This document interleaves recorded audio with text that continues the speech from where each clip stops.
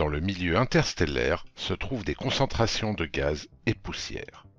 Ces structures sont le fruit de la vie et de la mort des étoiles et se nomment nébuleuses, du grec nebula, qui signifie nuage. Pouponnières d'étoiles ou vestiges de leur fin cataclysmique, elles nous offrent les images les plus spectaculaires qu'il nous soit donné de contempler. Après les nébuleuses en émission et par réflexion, découvrons aujourd'hui les nébuleuses obscures.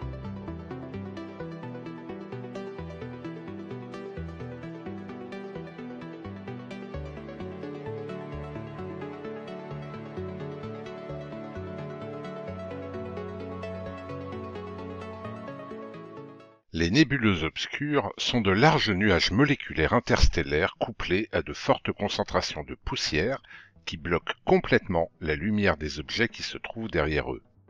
C'est d'ailleurs pour cela qu'on les nomme aussi nébuleuses en absorption. Voilà. Voilà. Étonnant, non? Bon, en vrai, on peut être un peu plus complet, mais au final, ça va être assez rapide. À l'instar des nébuleuses en réflexion, ces nébuleuses sont froides avec des températures moyennes de moins 220 degrés Celsius. Leur forme est très souvent irrégulière et on distingue deux catégories au sein des nébuleuses obscures. Des structures moléculaires géantes et des structures plus petites et isolées que l'on nomme globules de Bock.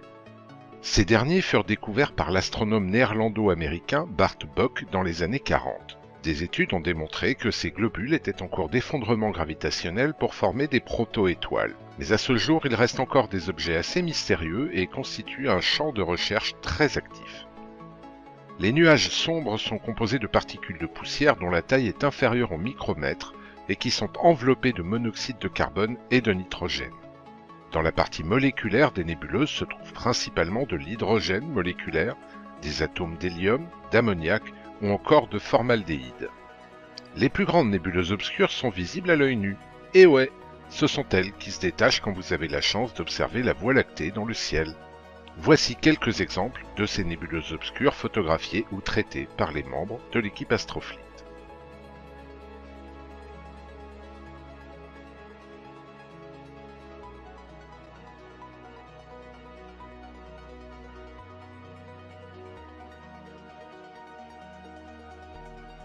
Et après ces nébuleuses étranges, nous allons découvrir d'autres nébuleuses bien plus bizarres encore puisque leur nom n'a absolument aucun rapport avec leur nature réelle, les nébuleuses planétaires.